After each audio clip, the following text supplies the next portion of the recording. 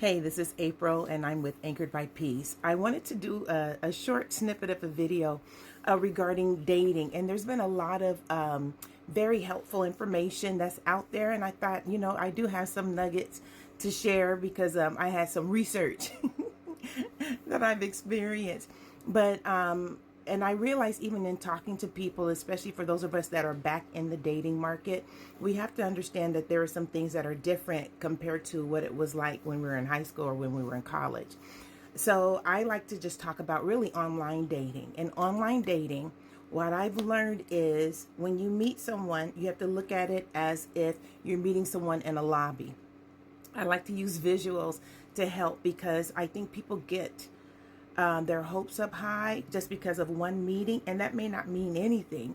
It's like meeting someone in a lobby or walking into a restaurant or at a gas station, although it's online. And so my recommendation would be meet a few people so that way you're not putting all your eggs in one basket. And that way, because what we know is even though people may come in the lobby, not everyone wants to stay in the lobby. You may not want to be in their lobby.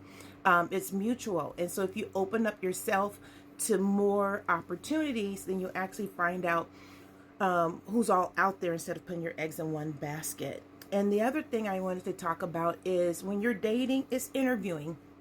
You have to look at dating as finding out how a person is, not what they say, but what they do by their actions. How do they handle no? How do they handle boundaries? All those things are important. What's their temperament like? That's something else that I've learned. So when you date, look at it as it's an interview. And when you interview a person, you ask them questions, they ask you questions, and then you determine if you want to have a second interview, if you will. So I hope you see where I'm going here.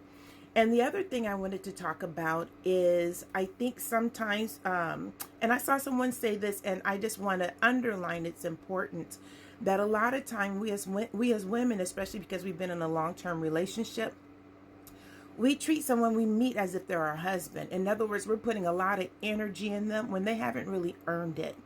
And so with that, it's good to just have this mindset of what is your worth?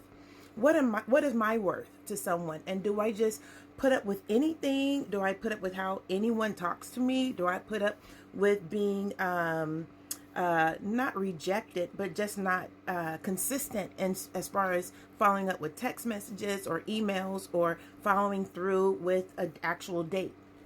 So I'll probably have some more tidbits as I continue doing my research, but I do hope that this was helpful to someone.